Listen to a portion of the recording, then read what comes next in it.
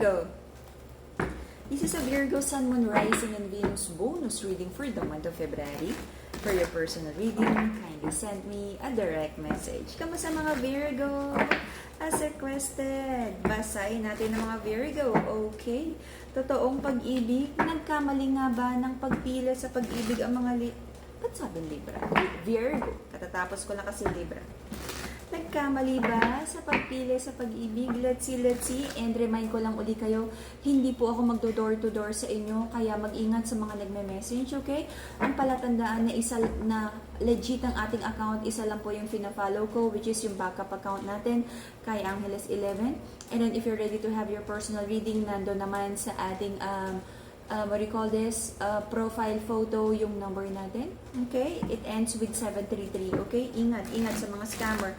And sa mga crystals natin, lahat ng crystals natin, high quality, bless, cleanse, and ritualize para enlighten guide. Okay? PM para sa promo. Alright. Virgo. Virgo, Sun, Moon, Rising, and Venus bonus reading for the month of February. Alright. Let's see kung anong energy ngayon ng mga Virgo. Let's see. Manifesting. You're trying to manifest, nagfo-focus ka sa mga goals mo, you're manifesting self-love, and I feel, no, in the past, masyado kang naging mapagbigay, mapangunawa, and right now, sabi mo, ima-manifest mo muna, ano ba yung balance ng self-love? Alright, so, nagkakaroon ng confusion, hindi maka-walk away, pero hindi ka na hopeful, hindi na ganun ka high hopes about this situation. Sabi mo, pag nag-workout, pag hindi, medyo tanggap mo na, okay? But right now, may confusion pa rin. Merong hinahanap na stability and commitment, but I feel hindi ito nabigay sa connection na to. So, maraming questions. Bakit ba hindi makapagbigay ng commitment? Bakit hindi ready? Hindi ba talaga ikaw ang gusto? Ano yung nagdadala ng confusion dito? Bakit ganon? So, may energy of like, nagpapakiramdaman, may chismis, may mga usap-usapan sa paligid, kung bakit nagkaroon ng like, confusion or gulo sa relationship na to, may mga revelation din ng mga bagay-bagay na hindi maganda. Sabi ng feminine sa connection na to, totoo yung pag-ibig niya. Sabi rin naman ng masculine, love niya yung feminine. But it feels like maraming unreadiness, may mga immaturity or kung ano man yung mga hindi pagkakaintindihan, kaya ganito yung situation niyo pareho.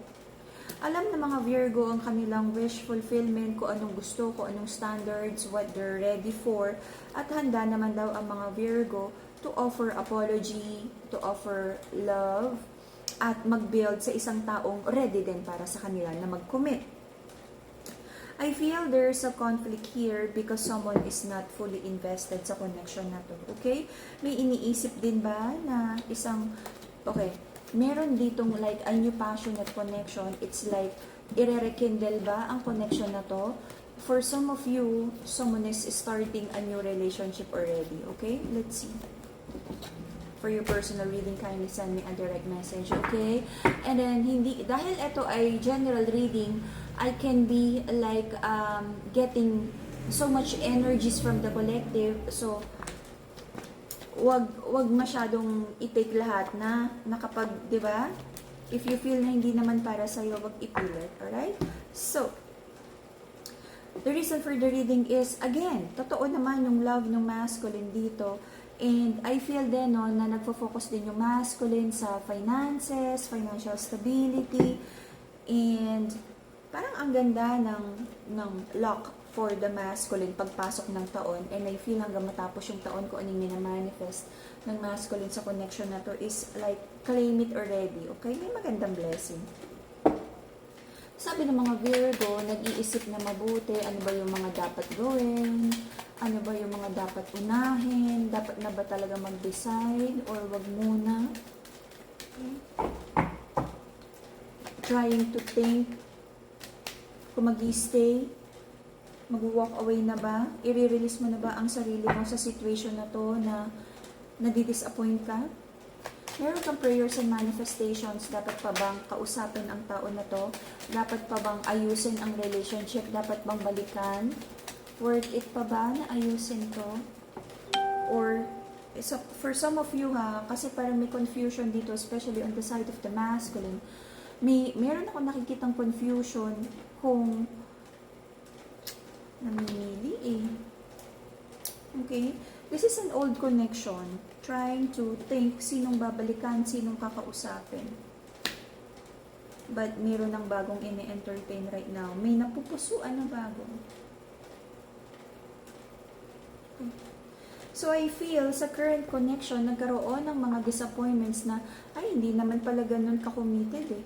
So parang nagkakaroon ng indecision and confusion right now kung tama ba ang love connection na to, or would there be someone else out there na better, na mas handa, or balikan ba yung ex kasi at least it's a familiar energy.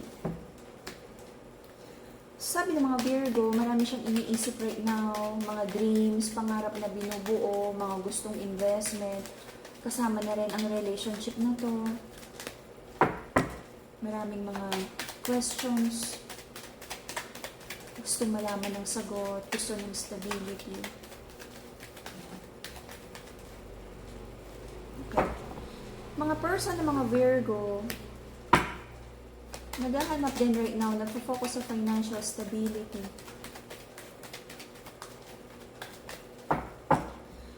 And because of that, alam mo, medyo distracted ang person mo Virgo dahil sabi na marami siyang hinahabol na financial stability, hindi niya ma-prioritize tuloy ang relationship na to. Okay? Parang hindi niya kayang magbigay ng masyadong time. Baka mas maraming time sa work. So, sabi ng mga Virgo, hindi pa naman daw, kumbaga hopeful pa rin, no, na maayos pa rin ang connection na to. Ano daw yung mga dapat gawin?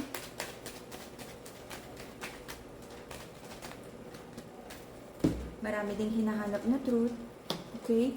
Sabi ng feminine here, tama pa ba na ipaglaban, though emotionally connected pa rin kayo sa isa't isa, but may mga doubts kung magiging successful pa ba ang relationship na to. Okay? To heal your heart chakra and to balance your emotions, Madagascar Rose Quartz, the pink crystal. Okay? For mental clarity and connection with the divine, amethyst crystal. Okay? Lahat ng crystals natin, high quality, blessed, cleansed, and neutralized by the enlightened guide. Okay? Until the end of April, there's an energy of mga bagay na non-negotiable. Hindi ka tanggap-tanggap. Okay? Pero bakit parang hindi na pag-uusapan? Ito ba yung scenario where hinihintay nyo na lang na magising ka na na-fall out of love ka na?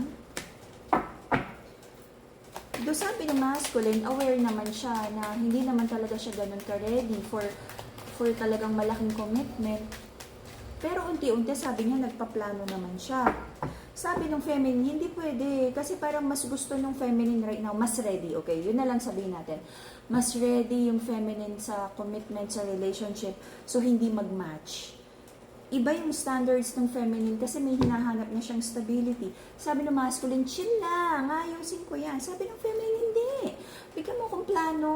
Ang tagal na, ilang months, ilang years na. Bigyan mo ko ng plano. Ano ba yung meron? Ano ba yung gagawin? Saan tayo papunta? Ano na bang title? May engage ba? Ikakasal ba? May plano ka bang bumili ng bahay? Gusto mo bang mag-abroad? Anong plano? Kasi sabi ng masculine, chill lang. Let's see. Aayusin natin yan.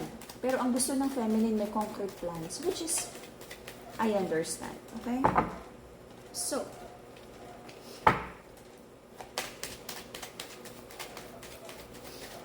any more clarification? May mga issues from the past at mga existing na issues na maaaring hindi na mapag-usapan na magpa-pile up. Okay? Na hindi siya healthy. Kasi parang dahil hindi kayo nag-uusap, lumalaki yung gap, nagkakaroon ng mga sama ng loob and resentment na eventually, parang yun na lang ba yung hinihintay mo? Magising ka na lang na hindi mo na siya mahal? Magising ka na wala ka ng pake? Okay? Whatever works for you, but parang gusto mong ilaban yung connection, Virgo, hanggat kaya mo. Pero kapag nagising ka na wala na, goodbye. Parang ganun yung nakikita ko, okay? But hanggat kaya mag-usap, okay? And I feel na hindi kaya, kasi kayo pareho ng readiness, okay?